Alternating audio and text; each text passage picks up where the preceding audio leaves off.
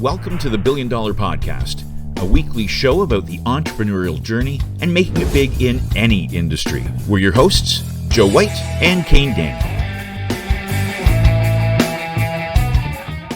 Today we have the dynamic duo behind Your Nesta Financial, two leaders who are revolutionizing the industry with their expertise and passion. First up, we have Johnny Suppa. Hey, Johnny. Hey, Joe. Johnny's a top mortgage expert and the founder of Your Nesta Financial. He has a decorated career and a proven track record. Johnny's dedicated to helping agents achieve peak success through strategic guidance and mentorship. And joining him is Danny Cardoso. Hi, Danny. How's it going, guys? Thanks for having me on. Great Danny's to have you. The co-founder of Your Nesta Financial, and he brings unmatched skills in business development and leadership. His personalized coaching sharpens sales techniques, refines marketing strategies, and fosters a winning mindset, ensuring his agents thrive. Together, both of them, Johnny and Danny, form an unstoppable duo, passionately guiding agents to success with their expertise and support. So Danny and Johnny, welcome and thank you for being here. Thanks for having us. We're super excited. Yeah, it's great to have you guys with us. Maybe we could just start off with, right at the beginning. How did you guys first meet, and what made you decide to team up and start Your Nesta Financial? Maybe give us that origin story, how this superhero duo began. Well, this really started back in the 90s, if we're going to go back that far. No, we won't go back that far. 2018 is when I started Your Nesta Financial.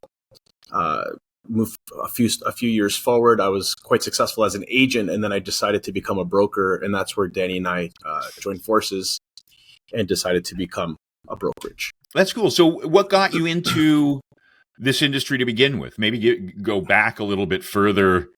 Was there any moment like with Batman where your parents were gunned down in a dark alleyway, or what triggered this? I want to get into the mortgage industry. Yeah. So my background is quite interesting, actually. So in the early 2000s, I was buying real estate with my wife, and I was selling cars at the time, and I had some really bad experiences with some of my transactions in the mortgage and real estate field. And I just couldn't understand that. I was selling $30,000 cars and giving really good service and, given the whole experience. And I was buying $500,000 homes at the time, for instance, and I was getting treated like a second-class citizen. I was given the wrong advice. I was given the wrong product. And ultimately, it cost me money on the exit when I ended up selling these investment properties. So at that time, I thought, hey, I was a finance manager in the car business. I really liked finance. Why don't I just start studying some mortgages or the mortgage business? And I just ultimately started loving the idea of really helping families and giving them that same kind of service, but in this industry. I thought it was needed about 8-9 years ago. So that's when I began. Yeah, that's cool. That's fantastic. That's one of the things we hear from real estate agents as well, is why they get into the industries, because they have a hard time finding individuals who give them good advice.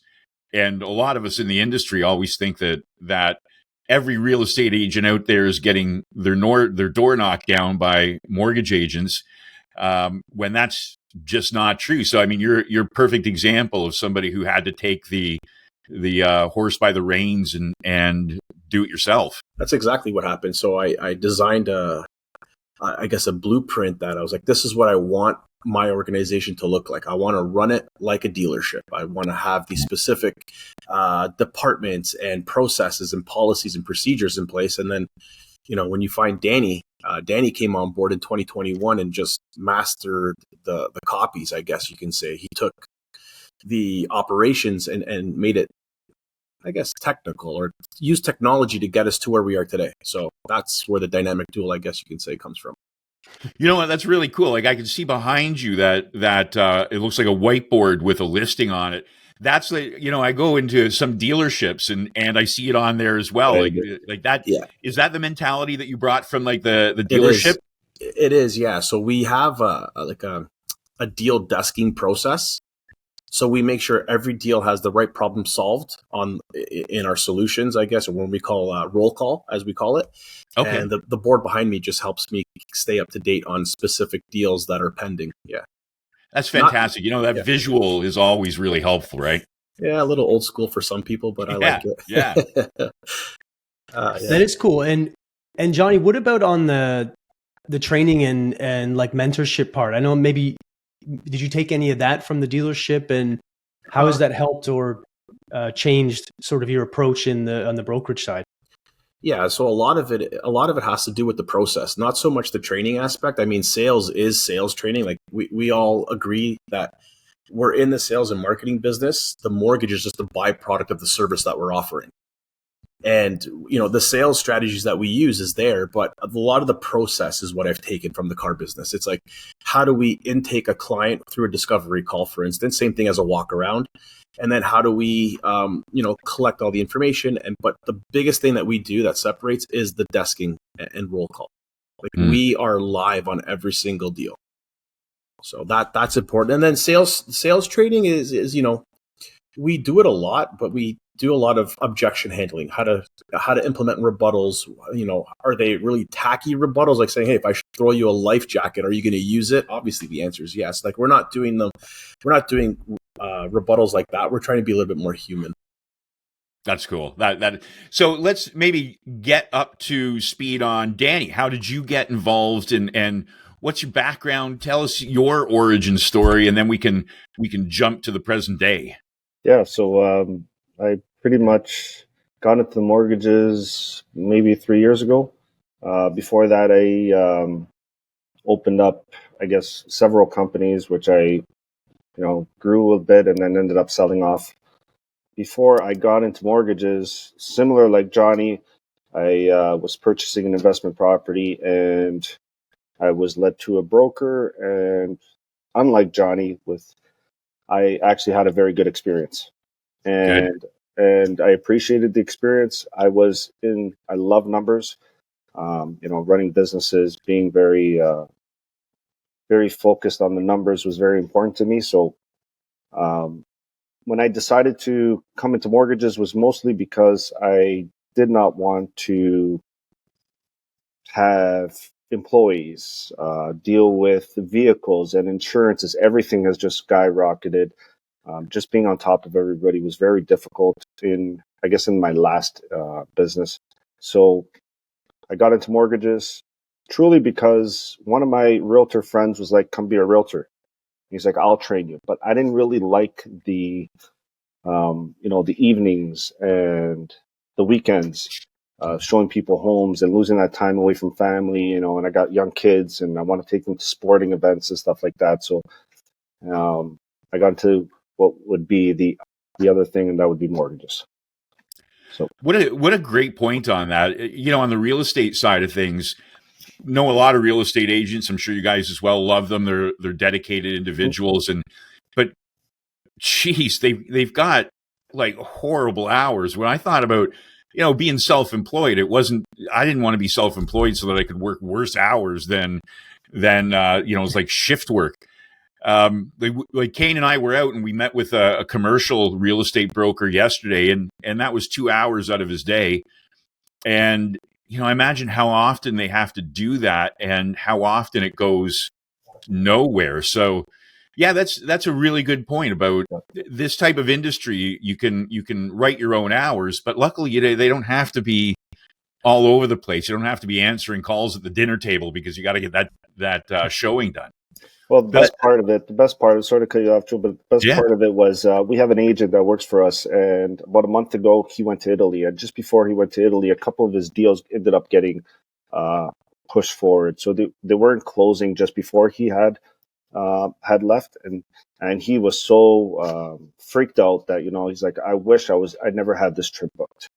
And then he got to Italy on the first day he got there. And I know he's supposed to be on vacation. I get that, but he was able to sit himself at a quick cafe, spent 2-3 hours and made sure everything closed off. And then he sends us a message and he's like, this is why I love our business, because we can literally work anywhere around the world and nobody even knows about it.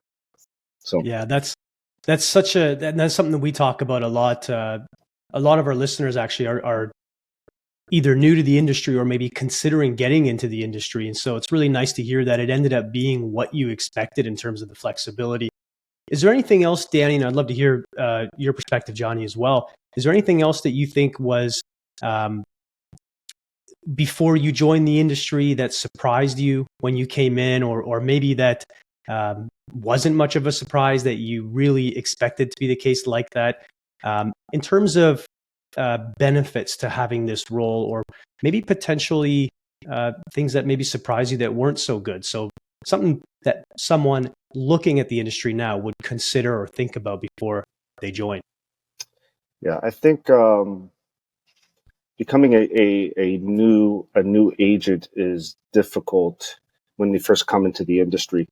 Unlike realtors, they spend, I'm going to say, 8 months trying to get their license, and mortgages is like 40 hours and you got your license. It's pretty easy, which gets a lot of people into the industry.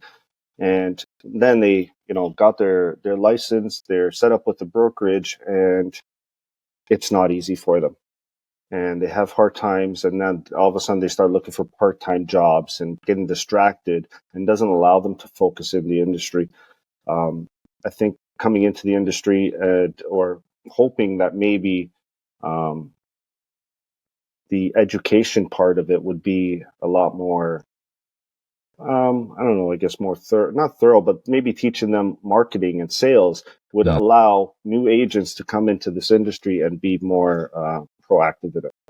Do you think that's kind of what's missing right now? Is that marketing and activity structure and how to get business? Is that missing right now?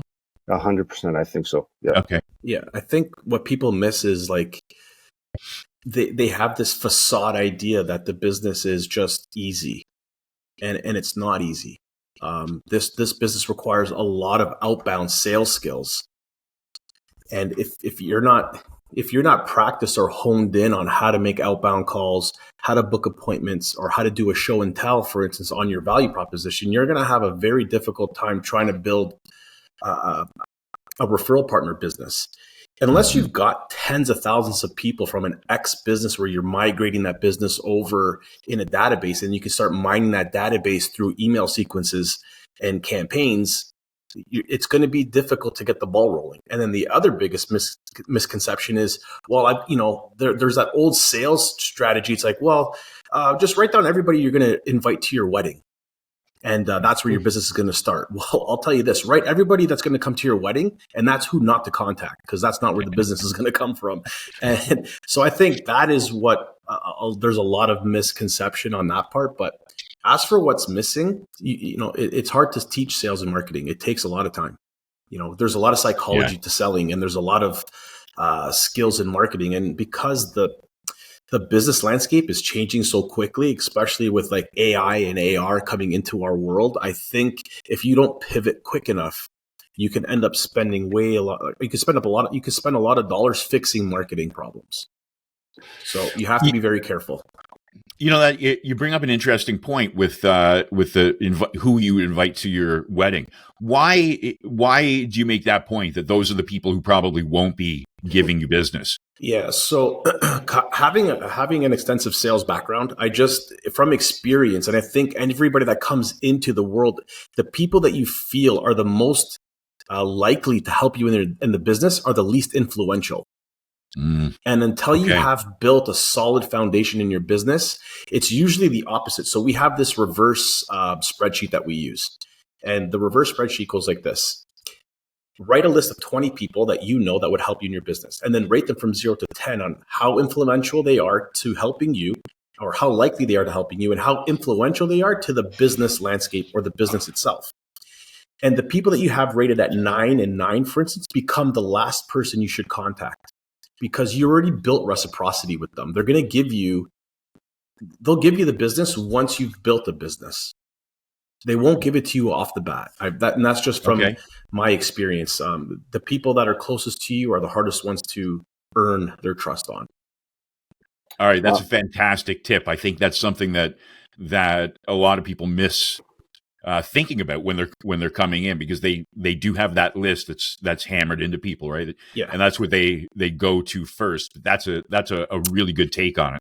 That list, that methodology is like old school insurance agent thing. It's like, hey, you're becoming a life insurance policy agent. You got your LLQP.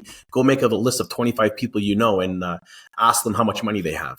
It's not going to work. It's a very difficult task. It may work sometimes, but I think the organic people that you know at the bottom, if you start building reciprocity with those people and you build the foundation and you start expressing it out there using social media platforms, then the people that are most influential and most likely to help you, you now have some experience to go to them with, and they're not the guinea pigs anymore.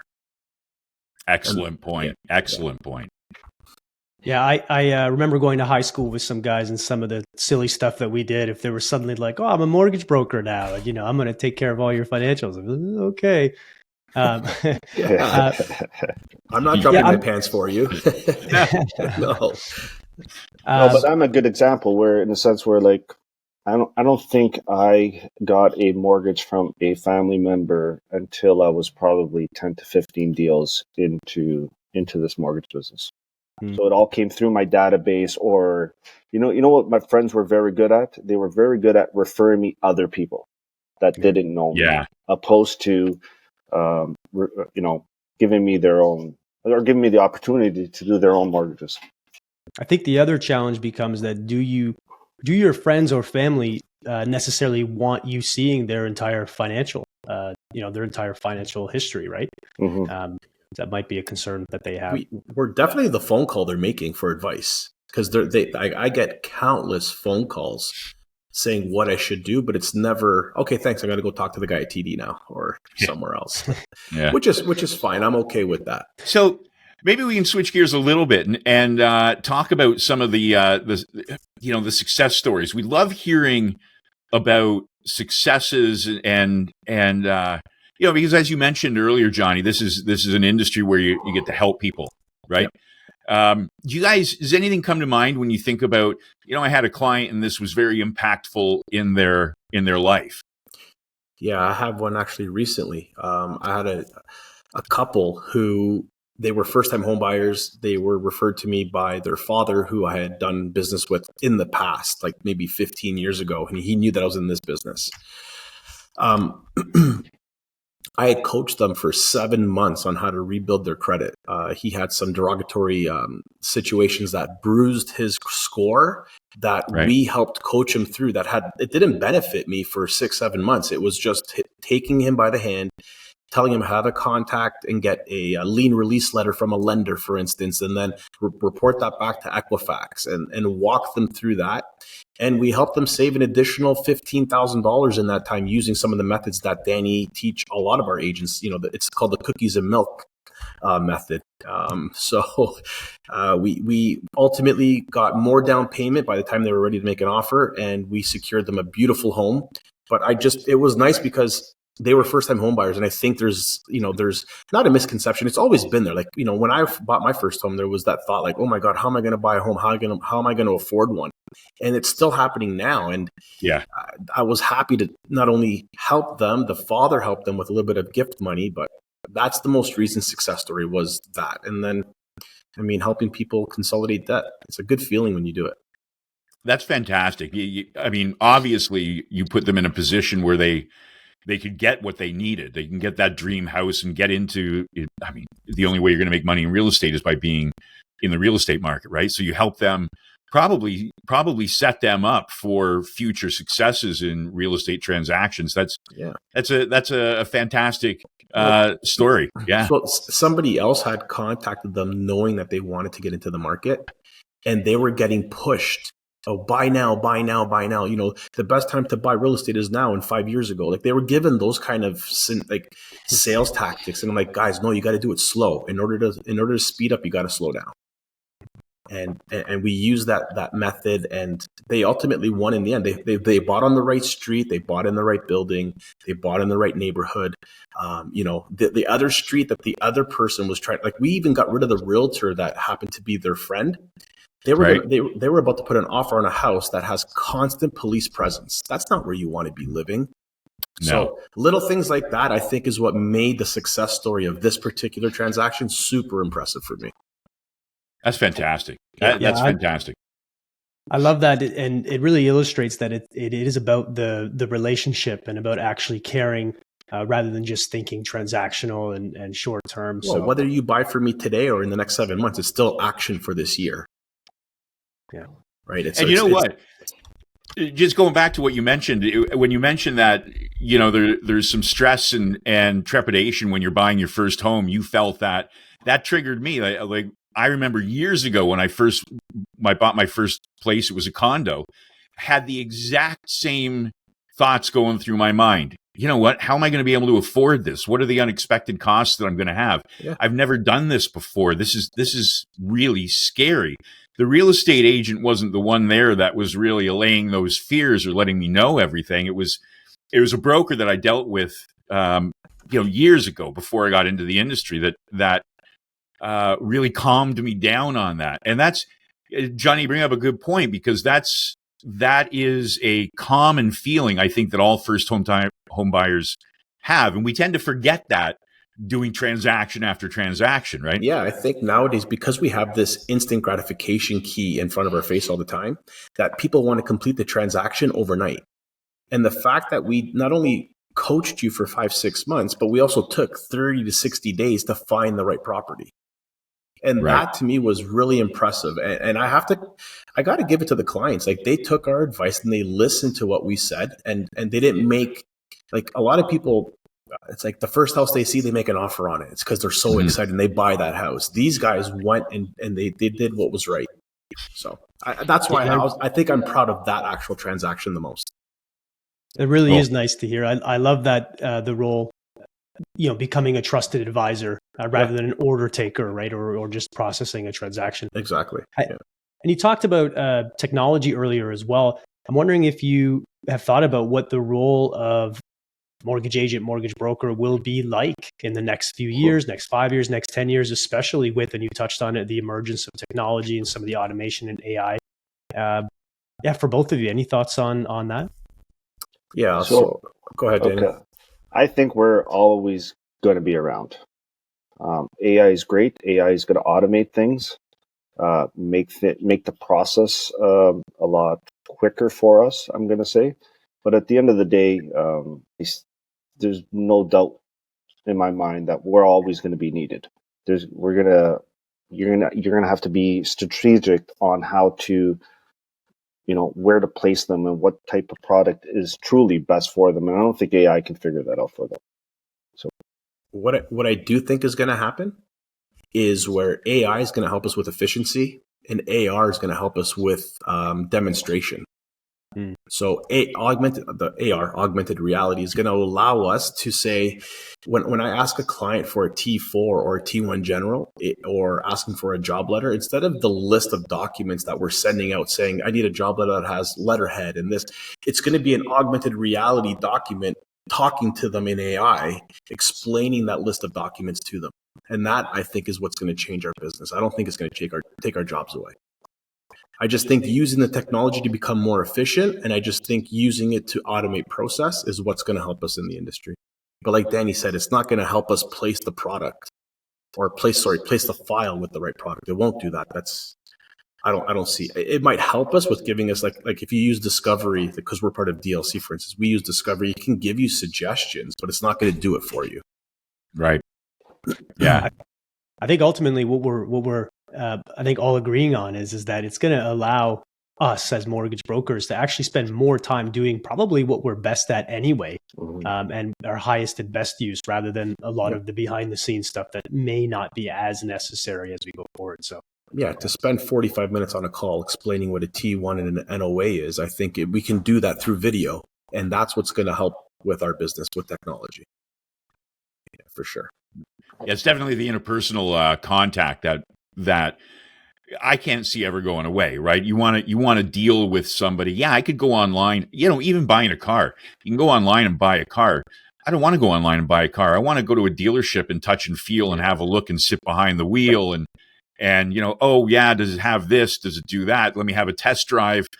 It boggles my mind that I could go online and have a car delivered to me tomorrow without ever having had that tactile interaction. It's crazy. With it. And I think that's something that with us in the mortgage industry, people want to sit down, whether it's online or face to face, but they want to know that the person across from them Yep.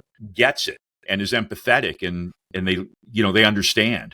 I think what we're doing right now is the modern day belly to belly when it's being virtual like this, and in the finance world, being able to conduct business virtually the way we do it, it saves the client a lot of time. I have endless meetings after clients put kids to bed. Right. And, it just makes things convenient. So I don't think technology is going to take that away. I just see it that it helped us to now navigate those problems and solve them. Love that. Yeah. Is there anything else for those that are considering this career? What do you think that they should be thinking about or considering? And is there anyone that you think, or is there anything? Are there any specifics that you could say, this person probably shouldn't become a mortgage agent? So is there anything you can see, maybe characteristics or anything else that you could say help determine someone if they think that they might be a good fit or not for this career? I'll let Danny answer first.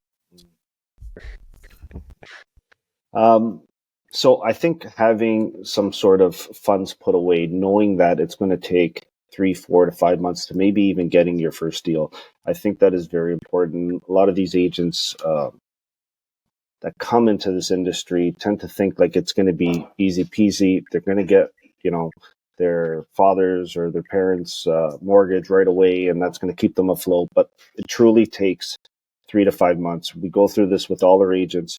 Just setting up your background to your business is going to take a month and a half or so. Getting set up with Visra is going to take you a month, especially right now. It's looking at 60 days. So, knowing that it's going to take 3, 4, 5 months is very important. So what was the second part of the question? Yeah, I think there's maybe some misconceptions about the industry. We touched on a few of them. And there's some really bright parts, I think, that are also surprising, like good misconceptions. So I'm wondering if you're hiring a new agent, for example, or you're giving advice to someone considering this career, what sort of impact do you think that they might have? What is it about this industry that you think might be surprising, or that you could say, yeah, definitely this person, should or shouldn't go in this industry? So I want to talk about what Danny just said, because I think it's important. Danny was spot on. Like, you need to have the understanding of what it takes to start a business. It's not just, hey, I got my license and I can go start running. If you don't have yourself set up digitally, you're gonna have a hard time building trust with anybody you're trying to do business with, whether it's a referral source or the client themselves. The second part is, who should the person be? That's such a hard thing to say. I'll say this. The person should be, if you can go to a restaurant and take someone's food order, you can be in the mortgage business. If you can know how to smile and say please and thank you, you should be in the mortgage. Like, you can do this job. But if you don't know how to block schedule your time and be disciplined and have fortitude and grit, this is not for you. So I think, and that's interesting. There's some people who can do the job, but who aren't going to be successful because they don't have those skill sets and they can't block their time and do things like that, even though they may have that natural ability to talk to people. And even though they might be smart when it comes to the technical aspects of brokering, if they don't have the full package, or they're not on their way to getting it, I guess what you're saying is that they're going to have a hard time. Yeah, I'd rather hire the personality and train the skill. But you still have to have the discipline. And ultimately, it's up to you. Like, if it's meant to be, it's up to me, right? Like, that's really up to you. If you're not going to sit there and follow your schedule and know how to work on the business and then when to work in the business, if you don't know how to separate those two things of business, you're going to have a hard time. And it's not easy. So I don't think there's a designed avatar, like who should be a mortgage agent. I just think you have to be well disciplined to follow a process consistently. I think that's something that we hear a lot, is the discipline part and being able to hold yourself accountable. And as you mentioned, follow the schedule, just showing up and doing it. So yeah, really good to hear that. That is one of the key indicators, right? So if you know someone is like that, then they probably will find their way.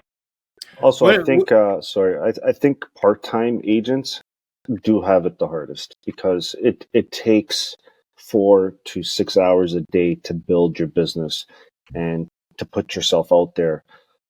Part-time agents are probably doing 1 to 2, and then I guess the research says that most agents, leave the business after 2 years, and truly they're probably part-time agents from the beginning, and they probably went to go look for a really very good split, and then didn't have anybody to train them on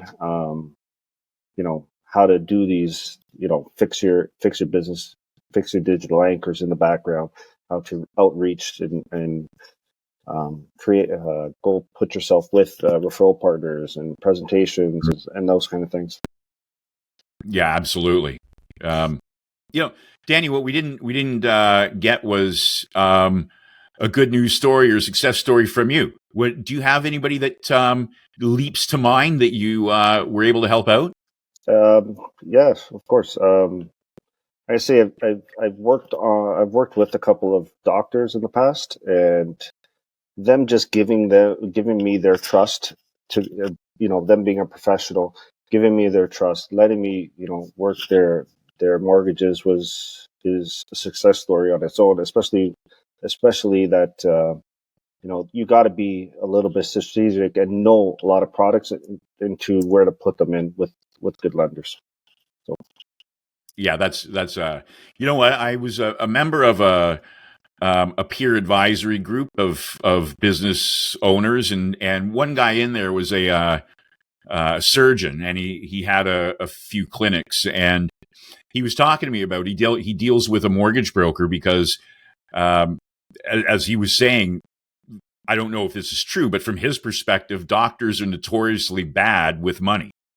And he was saying, you know what, I went out there and I don't know what I'm doing. And, he was telling me stories of how doctors tend to get ripped off because they're very trusting when it comes to money and investing and things like that. And they need somebody to give them unbiased, clear advice. So he was saying, yeah, you know what, I got lucky. I hooked up with a mortgage broker early on, and now I have 9 rental properties, but I couldn't have done that on my own.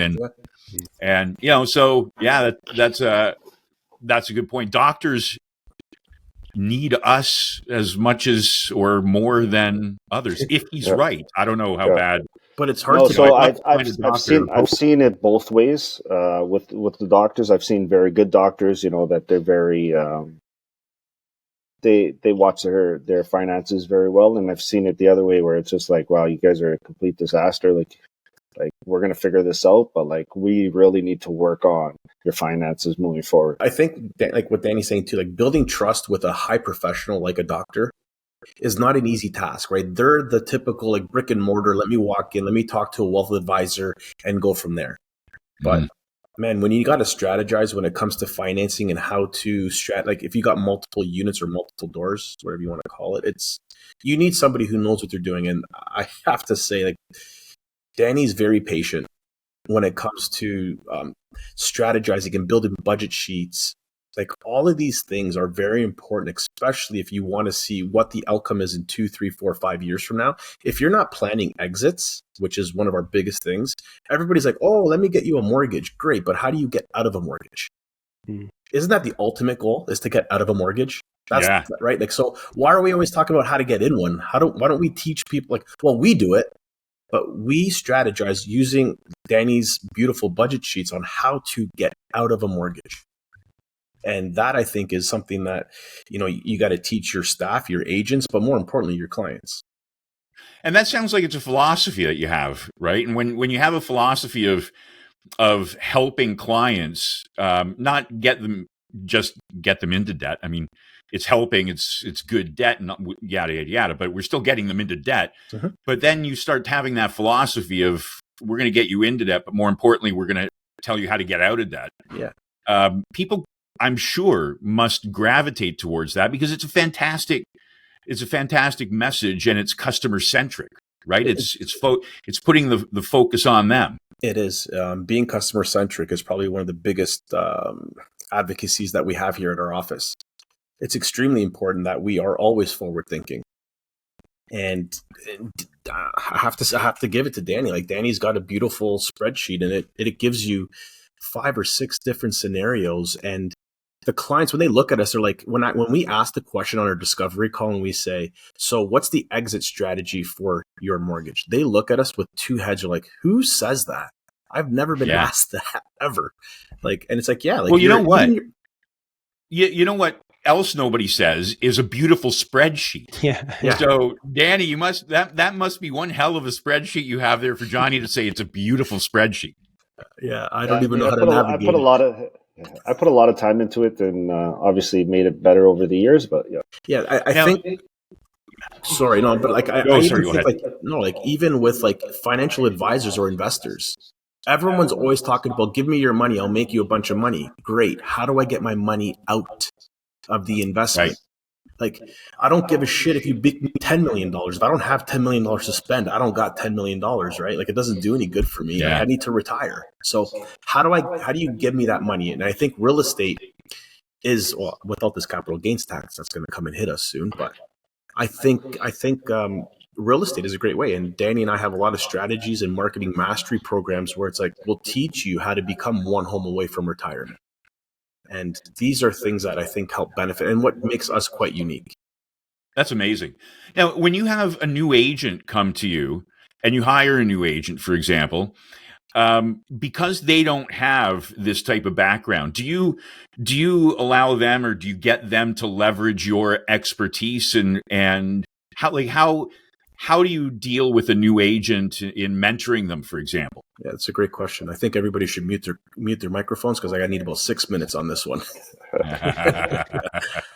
So Danny and I, when we first started this brokerage, we went out and sought mentorships, and we sought coaching programs, and we looked at people that were LOs all across the United States that were doing high volume, and we studied them for a few months, if not even a year. And we took the business strategies that we have from our pasts, building car dealerships from nothing to, top tier dealers, and Danny building businesses and having successful exit strategies. We took that and we created what we call the blueprint, or the journey to success. Every new agent that walks into our brokerage must go through our Your Nesta University, for instance. And we have several modules that they must complete. And we talk to them about colors and fonts and imagings and branding. It's you and your what. We know you do mortgages, but what are you branding yourself as? Once we're done that, we start talking about the digital anchors, all the things that work in the background when you're not working. And we walk them through that process. Once they've built their actual business, then we talk about segregating databases, how to utilize the CRM and, nurturing your prospects and triggering your clients. Some people they say, well, I don't have clients. We have a theory in our office. If you've ever exchanged $1 with that person, that's a client.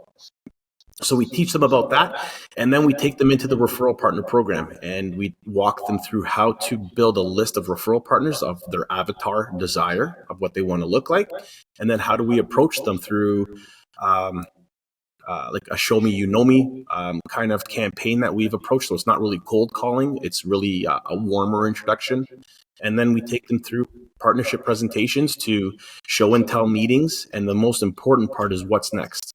Is how to make sure that you're always in that person's, the top 5 callers when they open their phone, they see your name. Like, how do you make sure you're always there for what's next? How are you educating your referral sources? How are you educating your clients? And what tools are you using? So these are the things that we do at our brokerage to take an agent from rookie to rock star, or even if you're stuck at another, in the business, we take you from being stuck to unstuck. And I think a lot of it has to do with our policies, our procedures, our protocol, the way we organize our documents, and utilizing a drive system, for instance. We label our documents in a specific order. We turn the deal over. So very similar to when you go into a car dealership and you speak with the salesperson sells you the car, then they turn you over to the finance department. The same thing here. We turn you over to our underwriting team. So you're always making sure that you're in communication with the client. The client's never calling you asking you for an update, and you're always giving the referral source an update. So if your phone's ringing in this business, and I say this with context, take it with a grain of salt. If your phone is ringing asking for updates, you're doing something wrong. So that's ultimately. Johnny, I didn't take 6 minutes, did I? No, but I love that. I love that approach of mentorship and having clear paths. Now, for those listeners that are considering the career, or maybe they know they want to do it and they're looking for a brokerage, how can they find that out? How can they do their research on the brokerage? How do they interview the brokers to ask those questions? Is there anything else that they should be thinking about or considering when looking at brokerages? I'll say one last thing, and I'll let Danny answer that. I think there's two aspects to this business. There's sales and marketing, and then there's mortgage products and information. So you need to find out what you're missing and find the brokers that offers that. I think that is the biggest key. Like, find out what you're missing. If that brokerage offers just mortgage training and you're a mortgage mastery or a mortgage master, or you're a mortgage mobile specialist, that's not where you need to be, because you're missing the marketing and sales aspect. So you got to find what you're missing, and that's what you should be trying to attract. As for questions, I'll let Danny answer that, because he's, yeah. I mean, I think a new agent looking for a brokerage, two of the biggest mistakes that I see them do is they go after the closest brokerage to their home. And the second one is the commission. And they go after who's going to pay them the most. And those are usually the agents that don't end up being successful in this business. So I guess my advice to them is interview at minimum, 5 different brokerages. Like Johnny said, look at what you're missing and who can help teach you what you don't have, because that's going to be very important. And, someone that's going to be next to you, because when you have a question, when a client, you get off the phone with a client and you don't have that answer, you need that answer somewhere. And if you got to wait till 2-3 days to get that answer, guess what? That one chance as a new agent with that client is now gone. They're expecting advice back, and being with a brokerage that that sets them around, being able to get them that advice as fast as possible is very important. I love that. So yeah, sorry, Kane, that's an amazing point, because as a new agent, I mean, obviously it's important to get clients their information quickly all the time, but as a new agent, they have such a finite or limited number of potential clients at the outset that the value of that potential client is exponentially greater than somebody who has, tons of clients. So the impact of getting that information to that client quickly is far greater. So that's a great point. I think something that a lot of new agents probably don't think about to ask of a new brokerage. Sorry, Kane, to have cut you off. Yeah, no, I was just going to kind of summarize. I think what Johnny and Danny both said was that personal business planning really comes first, and figuring out where are your gaps in knowledge, where do you need help from the brokerage, where can you leverage from the brokerage, and then using that to generate a list of questions or research items when you are looking at the brokerage, so that you're really empowered to find one that matches up, rather than, as Danny mentioned, just looking close by geographically. Or focusing on commission, which is, that's the thing that we get more than anything. I'm sure you get it a lot as well. What's your commission split? And it's always like, well, it's it really isn't exclusive from everything else the brokerage is offering you, right? Training, support, tools, software, and all the other stuff the brokerage is providing is going to be dependent a lot of the time on the commission split that you're getting. So really, really, really solid advice. Thank you for that. Is there anything else you guys want to leave our listeners with? If you're in this business, slow down so you can speed up. Take your time. Don't ask for marriage on the first date. Build relationships with people, and be good, because when you're good, the money comes. So just be good at what you do. Try to, like a lot of people say, oh, I got in. The first thing they always say is like, I got in this for the freedom. I don't know. I've been in this business for 8 years. I haven't seen any freedom yet. This business is eyes open, eyes shut. So, maybe, in 10 years from now, there might be some freedom for, a 15-year veteran, maybe. But I think people have this misconception that it's all glamorous. It's not, guys. It requires a lot of hard work every single day. And it's very, very, very emotion driven. I find that you're up 1 minute and you're down the next, and then you're up the next minute and you're down the next. So my advice is find a good team that you can join that is inclusive and diverse, and make sure that it's the right fit for you. So like Danny said, ask the right questions, man. Don't make it just be because they're the closest to your house. You can, like I did that when I first joined. I walked into the brokerage. They were the closest to my home. It took me 2 hours to get one answer because I had to sit there because this person was so busy. But if I joined a team, I could have just easily asked a question in a WhatsApp group and got the answer quicker. So, pick your poison. You know what I mean? You got to be careful. Yeah. So maybe tell us a bit. We haven't talked about your team. Tell us a bit about your team. How big is it? What's on the horizon for you guys? Because you know what? After talking to you, I can really see why you could attract new agents. I mean, the fact that you have all of this knowledge and experience that you impart on new people is ridiculously valuable. And, a lot of people don't know what they don't know. But when they come to you, I'm sure that they get their eyes opened a little bit. So, Joe, tell us about your team. Yeah, I'm glad you asked. Our team. Where to start? Yeah. So we've been around for as a DLC broker since 21. So we're not a veteran brokerage out there. We're young. We're all young pretty much in this brokerage. So we adapted to technologies and things that, are going to make our lives easier and spend less time on a file opposed to, I was talking to an agent not too long ago and they were writing everything down on paper and all their, everything was there. It's like, we're advanced and we want to be advanced. With that saying, I think I just lost my fucking thought.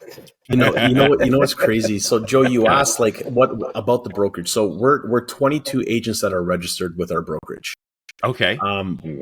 We've got some really kick-ass rock stars that are taking our program, and we have a 70-day challenge that we've implemented this year, which takes our agents through vigorous daily tasks that we do. Like, I think one of the questions you asked, how do we manage stress? We tell our agents to take a cold shower in the morning. And it's not for the health benefits. We do it because we want that to be the hardest obstacle you overcome that day. So we've got a good group of individuals that are very collaborative. We have daily calls twice a day, which is very unheard of. Yeah. Very, very unheard of. We give probably about 6 hours to our agents personally. Like Danny and I give 6 hours a day to all our agents from 5 hours, I'd give or say. Okay. 5 hours every day to the agents. We have 2 calls. One's a power call, one's roll call. And they're a good group of agents. Like Danny said, 90% of our agents are within the first 2-3 years of their business. So for those that are listening, this business takes time. It's not something that you come out of the gate and you start swinging hard and you're hitting home runs. It doesn't work that way. It takes a lot of work and it takes a lot of dedication. So I think our team is pretty well versed. We got a great dynamic team. I don't know how to really express what we have here. It's special. I'll say that much. There's days where it's hard to realize what you got, but when Joe, you sit back and you tell me how much value we're saying here and how much nibbits or tibbits, or what do we call them? Timbits? We call them nibbits. But wealth, we do have a lot of wealth of knowledge, and we share this with our team, and we give it to them every single day. So we're located in Bolton, so we're not central Toronto. We're just outside of the GTA. Yeah. And that's amazing. And again, from the conversations that we're having, I can definitely see why the team that you have probably loves being there. And I would hazard to guess that turnover is incredibly low. Over the last so in 6 years we've lost 4 agents. So that's not too bad. Wow. Yeah. No, that's That's incredible. Yeah, it's That not bad. is. Yeah. Our retention is pretty high. We've got some agents that are here for 3-4 years so far. And then we just started, I guess, volume recruiting in the last maybe 6-7 months. Right. Yeah, it's not an easy task. And then we're a little selective too on who we want to join the team. Like, they got to fit our dynamics too. So, Yeah. but I think we got a great group. Our business is rocking. We all have the same hobbies, I guess, and insights.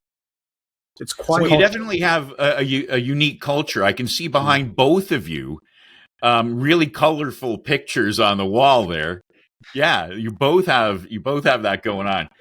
I mean, yeah, you guys seem fantastic, and I'm glad to hear that things are going so well.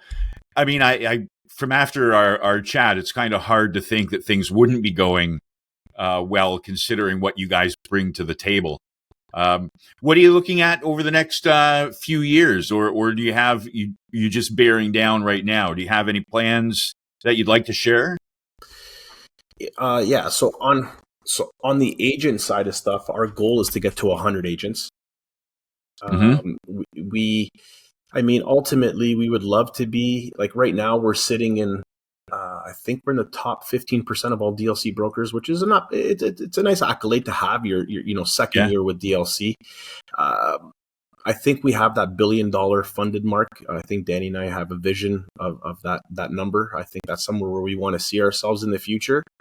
But I think we want to be pioneers when it comes to really being consumer-centric or customer-centric, but on both aspects. Being consumer-centric with our lenders, because it's important to have that relationship, and it's extremely important with the consumer themselves. And I think our training that we offer our agents is on another level. I have to honestly say that our journey to success in our university is something special. I think we've created a masterpiece when it comes to onboarding and putting agents through a journey. It's unheard of, because you would have to spend tens of thousands of dollars to get this anywhere else. And we offer to our agents as a complimentary gift for being a part of the brokerage. So that's amazing. Yeah, I see us being on the top of the charts, Joe. We're going to be masters. I'm sorry. I'm trying to hold it in.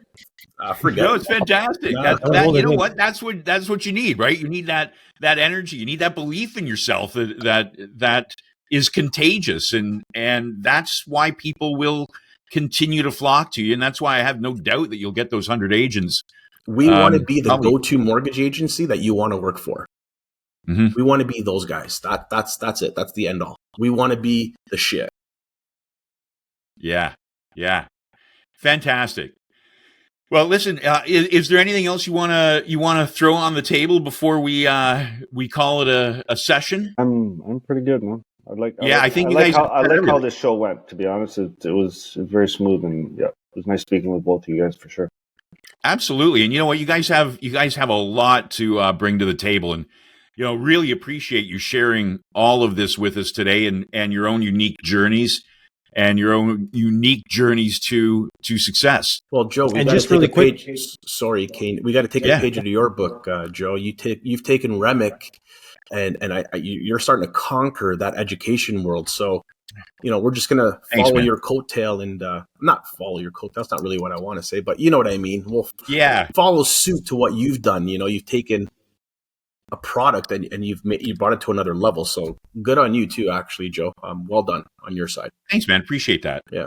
And guys, before we end this out, where can our listeners find you online? You have a website? Yeah. So you can visit yournesta.ca/join us if you're looking to join a brokerage. You'll see some of us there, and you can find us at Your Nesta Financial on Instagram. All right, we'll end up throwing that down in the video here for anyone to come and visit you, because you never know. You might have a retail consumer out there. It's like, you know what, these guys sound like they're great to work with. Yeah, I'd love them to do my mortgage. Yeah, we're located in Bolton, just a block north of Mayfield on Highway 50, off on a street called Parr Boulevard. So it's 12 Parr Boulevard, unit number 2. You can't miss us. We got a beautiful logo sign outside. We're located in Bolton. Yeah. And if you want to give us a call, Danny, it's 905-264-1000. And then, yeah, I mean, we can always catch us on our podcast, which we'd love to get more listeners on the Couch Podcast 23. So yeah, tell us. You know what? Before we break here, tell me a bit more about the podcast and how anybody can find you on that. Yeah, so our podcast is on Spotify. It's On the Couch Podcast 23. We're on the Couch Podcast on YouTube, Spotify, everywhere. We're everywhere. So have a listen, and we talk basically the day in the life of what it takes to be a mortgage agent, and financial literacy is the main point. And then we always have a tequila touch at the beginning. At the end of every episode, we showcase a bottle of tequila. I thought you were going to say you have a shot of tequila at the beginning of every podcast. Good way to start. Yes, we do. That might get us started, but we definitely talk about it throughout the show. At the end of the show, yeah. Awesome, Joe. We'd love to have you on the show. Kane, you guys are more than welcome to be guests. Oh, we'd love that. Yeah, Absolutely. Okay, we'll tee that up, and then thanks for being on ours. We'll end up. We'll see you on yours. And Kane, anything you want to close with? Oh, that's it. Just thank you guys so much. You guys are awesome. And I'm sure, hopefully when our listeners, when this goes out, that you'll have some people reaching out to you, because you guys really sound like you built a wonderful brokerage and culture. Yeah. Well, looking forward to it, and some more in the future. That's for sure. Awesome. Okay, guys. All right, guys. Thanks. Thanks for tuning in to the $1 Billion Podcast. Make sure to subscribe to the show so you never miss an episode. For more in-depth entrepreneurial insights, follow us on social media, and for more info on the show, go to billiondollarpodcast.com. See you next time.